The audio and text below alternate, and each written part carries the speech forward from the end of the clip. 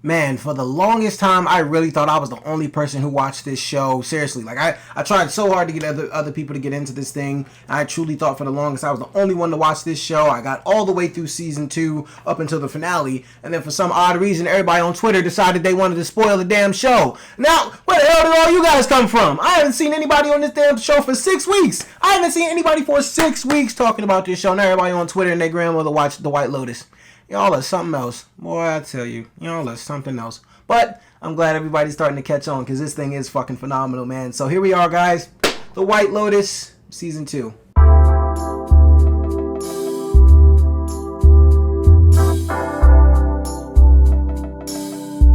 Hey guys, it's your guy in the chair here, and look, this is my review for The White Lotus Season 2, and look, this is a spoiler-filled review, so if you have not seen The White Lotus Season 1, well, I'm not necessarily going to, well, I might spoil what happened in Season 1, I don't know, but look, you've been warned, this is a spoiler-filled review, possibly going to go over some events in Season 1, definitely going over events in Season 2, you have been warned, but before you click off this video, if you have not seen The White Lotus, let me just explain to you the premise. It's about these random vacationers, or essentially these tourists, who go to this resort called The White Lotus, and essentially it's in different parts of the world. I didn't realize that till we got to Season 2, but that's dope. I'm really looking forward to that, being the whole, gist of this show now, going to different locations around the world, and, they arrive on this resort, and we are following their vacation throughout a series of different storylines and different character arcs, and we're just following this entire group until the end of the week where their vacation's over, and eventually someone dies, or essentially someone dies. I don't know, I'm trying to get off the essentially train, but that's probably going to be my word now. So look, that's the gist of this show. We're following all the events up until someone dies.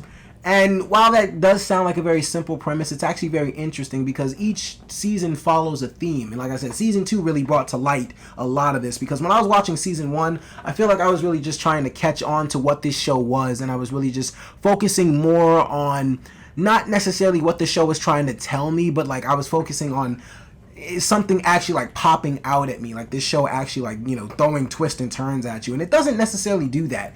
This season kind of does once you really, like I said, once you, I would recommend watching Season 1. You don't necessarily have to. You can watch Season 1 or Season 2 because they follow the same storyline, but they're two completely different character sets, so you're following completely different storylines. So it's not necessarily recommended that you watch, both in sequential order, but I feel like Season 1 gave me such a greater appreciation for Season 2 because, like I said, in Season 1, I feel like I was just trying to figure out what the whole point of this show was, and then once Season 2 started and I realized, all right, we are sticking with this same shtick and this is what this show is presenting to itself, I kind of sat back and could appreciate it a lot more, and I loved everything about this season. I mean, these characters are absolutely incredible. Now, the only thing that I will say Season 1 completely overshadows Season 2 with is the concierge characters. The concierge from Season 1 can't be touched. Probably won't be topped again. I'd be very surprised unless Season 3 pulls in somebody who does a better job, but I highly doubt it. I don't remember the actor's name from Season 1, but he was absolutely the star of that season. Season 2, the concierge, she's beautiful. She's very attractive. She's amazing though. She is really good, but she doesn't touch Season 1's concierge. But these characters in Season 2 were people that I could resonate with. I actually really dug the theme of this whole season. It was kind of a play on I think it was like a interpole of like sex and power and things like that. I think that's what what this season was diving into, and you could really tell definitely with most of the characters here. But the way I'm going to do my review is I'm just going to go over each character's kind of arc and just talk about what they went through in the stories and stuff like that, because it'd be hard to just go through the entire season and be scattering through each character's story, because I mean they kind of topple one over another once we start to get towards the end. But either way, look, I'm just going to go over each character, talk about what I liked, what I didn't like, which mostly ain't nothing because I like most of this season, man. There's honestly probably nothing I didn't like about this season. This whole thing was phenomenal. Let's just get to it. Alright, so our first character, we got Jennifer Coolidge and Haley Lou Richardson as Tanya and Portia. And look, Jennifer Coolidge was one of the most annoying actresses on planet Earth to me before this season started. I mean, like, Jennifer Coolidge was not somebody I was a big fan of. I thought her voice was absolutely annoying. She makes the most dumbass faces in the world, always looking fucking confused, and you find out that's just her face. I mean, I'm not trying to shit on her at all, but Jennifer Coolidge was definitely annoying as hell to me, and my entire attitude towards her has completely shifted after this season. I mean, oh my gosh, I didn't realize she was this incredible of an actress. Honestly, man, she killed it this entire season, bro. Like, honestly, and it was crazy because when season 2 started, the first 2 episodes of this thing, could not stand Tanya's character whatsoever. She was so depressing. I was sad every time I saw her on screen, but that was the whole point of her character, man. You were supposed to feel this woman's pain, and you do. You do feel this woman's pain. She just wants to be loved. She's just so alone. She feels so lost in the world, and I'll get to Haley Lou Richardson in a second, but Jennifer Coolidge needs all the praise in the world for this performance that she gave here, man. First of all, fuck her husband Gary. Oh no, his name's not Gary. Fuck her husband Greg, because who likes a guy named Greg anyway, unless it's the guy from Everybody Hates Chris. We love you, Greg, but fuck Greg, man. That dude's just an absolute asshat. I can't, honestly, like, once it was, and it sucks too, because once it was revealed to me that, or once it was revealed to the audience that Tanya was being cheated on, and that Greg had a whole other family that he was going to go visit, that's why he left her early.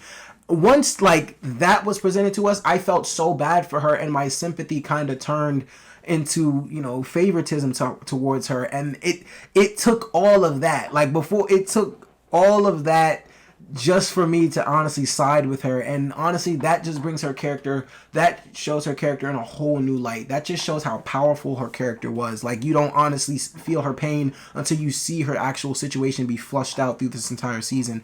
And like I said, I can't give Jennifer Coolidge enough praise for what she's done in this season, bro. She was absolutely phenomenal. It sucks. And honestly, it's not even the fact that she died. Yeah, I told you guys, spoiler alert. Yeah, she's one of the people that die in the end of this thing. First of all, oh my God, I knew when she was gonna jump for the boat, she wasn't gonna make it.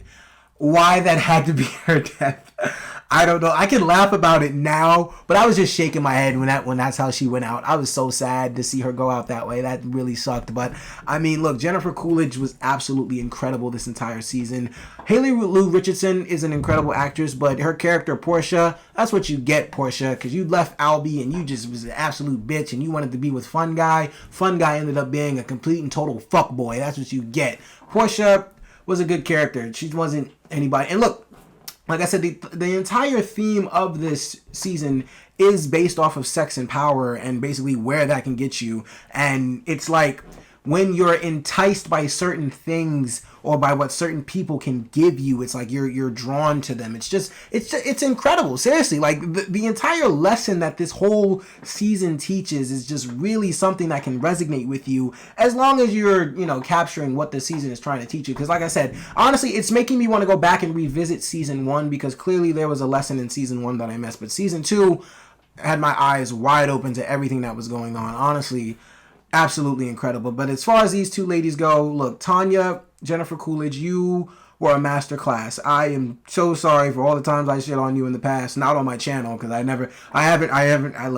Jennifer Coolidge, like I said, she's not really the biggest actress of mine, but I'm so sorry for just shitting on you, just period. You absolutely blew me away. You absolutely shocked every bone in my body to its absolute core. Like, I am completely stunned. I cannot believe the performance you put on in this season. It was absolutely incredible. Haley Lou Richardson, just watch yourself. No, I'm playing. You were good. She was good too. But it's like, Portia was her assistant, so I mean, I don't really have much. Portia didn't have as much. She didn't have as much depth as Tanya did. I mean, Portia is relatable in the sense of she's lost too, and she can be compared to Tanya, because Tanya said she did see Portia as a younger version of her, and honestly, you can see that. Like, Portia is just lost in the world, trying to find a job, trying to find her passion, trying to find what she's good at. Who can't relate to that nowadays, right? Especially if you're that age. But I mean, like I said, Tanya is the standout of this entire season. Well, she's definitely the standout in this entire season. She put on the best performance I've honestly ever thought I'd see from Jennifer Coolidge. It's completely shocking, but we're on to the next characters. All right, and for our second character arc, we have Theo James, Aubrey Plaza, Will Sharp, Megan Fanny as Cameron, Daphne, Harper, and Ethan. And honestly, if it wasn't for Jennifer Coolidge's performance, I think this would have been my favorite arc of the entire show. And honestly, I'm pretty sure this is everybody's favorite arc because the girls love Theo James and guys all love Aubrey Plaza. So we got plenty of that going on. First of all, to address the elephant in the room for this arc, Ethan, Will Sharp. How the hell could you not be attracted to Aubrey Plaza? I mean, look at her. Whew. That girl is something else, boy. I tell you, I don't know. Look, it's baffling to me. I don't understand how you could not be attracted to someone like that. But hey, to each its own, I guess. But look, this was definitely the most intriguing arc in the entire season 2 itself. Look, this thing was a mind fuck from the beginning because from the very jump, you could tell that there's just a tension between both of these couples here, and you can't tell if it's sexual, aggressive. You can't tell what it is, honestly. And it's like you can tell that Theo James just has this natural fuckboy vibe about him, and he can at will possibly come on to Aubrey Plaza and take her from Ethan, but it's like we're just alluding to stuff. Like we don't even know what's truly going on between these couples here, man. I mean, it's absolutely insanity. And Megan Fanny, the girl who played Daphne, oh my gosh, she really gave a fantastic performance too. First of all, I appreciate her character because she was someone who just didn't take any shit from anybody. Like she was someone who knew how, friends and back at home, they took advantage of her because, they thought she was the dumb housewife. She's just always getting cheated on, blah, blah, blah. And she was somebody who, I like the fact that the way she talked to Ethan, she said that, she didn't want to be the victim of life. She did whatever she could to make sure she wasn't a victim, and she felt like she was living too, and she wasn't just going to be dreaded down by all her husband's, her husband's, you can't even say mistakes. He's just living his life at this point, and that's just the couple life that they live, and she's okay with that. And I appreciate her character because she was somebody who honestly, she could give it back. She could honestly get back in certain ways. And the biggest mystery surrounding this entire arc is, did they or didn't they? We're trying to figure out if Daphne and Ethan went up there to that little cabin. Well, it wasn't a cabin. Well, went up to that little, whatever you want to call it. That y'all remember what it was. They went up to that little house or whatever. We want to know if they had sex or not. I think they 100% did. I think that Ethan could not get over the fact that, he thought Harper did way more with his Cam than just, kiss and whatever, and he came on to her because, like, dude, she told him about, first of all, you remember the very first thing that this guy did when they walked up in the room together. Cam completely just took his pants off, let Aubrey Plaza see everything that he was packing, and Aubrey was completely shocked. And from then on, it was just a play on games. Like he was touching her at the dinner table. I mean, all this stuff was going on. So I feel like Ethan really couldn't shake the fact that something happened, and so they went up there and they did their due diligence. Daphne and Ethan did. And look, like I said, this is just a complete, like, psychological mindfuck between these two couples here, man. It's very entertaining to see. I enjoyed Aubrey Plaza's performance a great deal. Theo James, he's good. He's a very attractive dude, nice to look at, good body, and he's a dickhead. Not that hard to play, but he's pretty good in the role. The guy who played Ethan, like I said, other than the fact that, okay, it's not like, the actor himself chose to be, a character who's unattracted to Aubrey Plaza, but it's just, come on, how are y'all really going to sell us on a guy not being attracted to Aubrey Plaza? I mean, are you blind? Look at her. Anyway, look. That character arc is definitely one of the most interesting in the season. It's definitely one that I feel like is probably a lot of people's favorites, man. I mean, honestly, for me, like I said, if it wasn't for Jennifer Coolidge's performance, this easily would have been one of my favorite arcs because it was one that I was always curious to see what is going to happen next. Like, it's like more stuff just gets revealed because it's like you're watching, it's like a couple, everybody knows double dating is the worst thing in the world, man, because all you're doing is competing with the other couple, and it's like, that's what they're doing here, but I don't know what the prize is at the end of the day for these couples, man. But this was a very intriguing arc. I thought it was very entertaining, and now we are on to the third one. And for our third character arc, we have Michael Imperioli Adam DeMarco, F. Murray Abraham as, what was it, Dominic, Albie, and Bert DeGrasso. I just wanted to make sure I got the names right. Come on, guys. I got to keep notes because there's a lot of stuff to keep track of. But, look, as far as their character arc goes, I really enjoyed Albie's character because, personally, I can relate to that simp life, Albie. I feel your pain, brother. Just trying to find a nice girl out in the world. You get fucked over. She goes for the bad boy. And then you end up just getting fucked over by an escort. It's alright. It happens to the best of us, brother. Keep fighting. I would not have gave Portia a number at the end of that thing, though. Portia did not deserve anybody's number. She deserved loneliness, and I will not be convinced otherwise. But, on to the next. Anyway, look. I enjoyed these three characters a lot. First of all, F. Murray Abraham as their granddad, Bert. I think he's my favorite character, without a doubt. Look, I understand this was a horny old kook, and this dude just said whatever came to his mind, but he was absolutely hilarious. And I can't even lie to you, he was a wise old cracker, man. I cannot lie. That dude had a lot of wisdom in his dome. Dude, like the Achilles cock joke, absolutely hilarious. It was hilarious, and it was true as day. Like, I can't say much else about it. I'm trying to get my words together here. I don't really have much to say about their arc itself because, like I said, Albie was very relatable for me. It was just watching a kid just go through the simp life, man. It sucks. Simp life is not as fun as you. It's not fun at all. I don't think anybody thinks the simp life is fun, but yeah, just watching Albie go through that, and then his dad, how he got to the island and he missed his mom either way, and he's trying to get over his sex addiction. He's trying, and honestly, his dad's really trying to get over like his whole past. Albie's dad's dad, Bert, is, the original guy who was just sleeping around, did whatever he want, and he was so nonchalant about it. But it was crazy to see like all three of these guys' perspectives on different things. Well, essentially different things when it came to sex and women and things like that, because they all had something different to kind of pitch into the conversation. Honestly, for me, the interactions between these three characters was just, entertaining within itself, man. I mean, honestly, watching Albie's dad hook up with Lucia first, and then Lucia going from Albie's dad to Albie, it was, it was really cool to honestly see, like I said, the different reactions of different perspectives that you get from these three guys being in the same family, but they all just want to treat women a certain way. And honestly, one of the best scenes that Albie had for me was definitely when they were depicting The Godfather and how he's breaking down that scene to just straight toxic masculinity, and how we can just come home and, have sex with whoever we want, and the wives at home will not question a thing about it. That's just the dream and things like that. Yeah, Albie's a hopeless romantic. Like I said, I completely relate to that storyline 100%. Hurts to our core, but one day nice guys will get the win, hopefully. Who knows? But look, I'm going to tie in Mia, Lucia, and the concierge into this third arc because I don't necessarily have much to say about them. Like, the two arcs with the most depth, in my opinion, was definitely Jennifer Coolidge and then Aubrey Plaza, Theo James, the couples. They had the most depth in the story in the entire season itself. While this family, the DeGrassos, definitely did have depth, it just wasn't as deep as the other two arcs itself, and it didn't.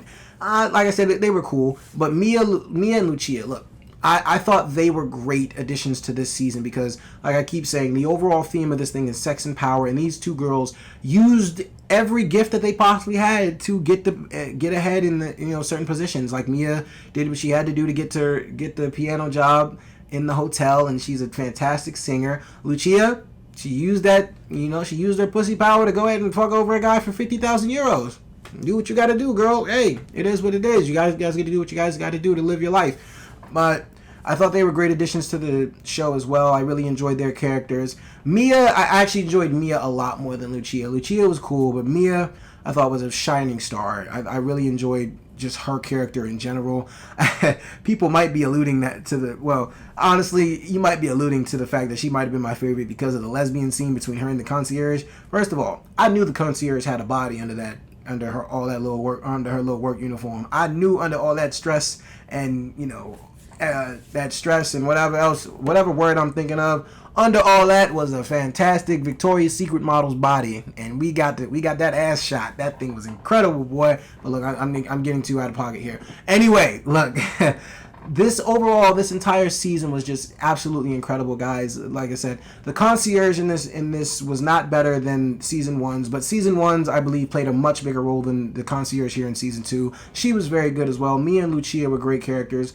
Everybody in this entire season itself was incredible. Even the gays that Jennifer Coolidge was interacting with, they brought a whole element to the show that was much needed. I don't know the kid that Portia was messing around with. I don't know the actor's name, but I know he's getting, a lot of phone calls nowadays because I see him all over Twitter getting photo shoots and things like that. So I know he's getting called up in Hollywood at some point. But overall, look, guys, this season of White Lotus was just absolutely immaculate. It was incredible. It was enticing. It was indulging. It was engaging. It was just ravishing. It was fantastic, man. I'm using all the different types of words just to say, basically, this season was fucking awesome. So you guys need to check it out. That's really all I got to say about this thing, man. I've been rambling on long enough. You guys don't want to hear me anymore. Look, guys, thank you so much for watching. I really do appreciate it. Be sure to like, subscribe, all that good stuff, and more. And I am so excited for Season 3. What location do you guys want to see in Season 3 for the White Lotus? What cast members do you want to see for the White Lotus? Like, I'm really excited for the ensembles that Mike White is putting together in this entire series. And honestly, I'm just excited for some more White Lotus. I need this show to go on for ever, as long as possible. 10, 11, 12 seasons. Keep going, man, because they can really go a long way with stuff like this, man. This thing is incredible. But guys, look, thank you so much for watching. I really do appreciate it. Be sure to like, subscribe, all that good stuff. This is your guy in the chair. More content coming to you soon.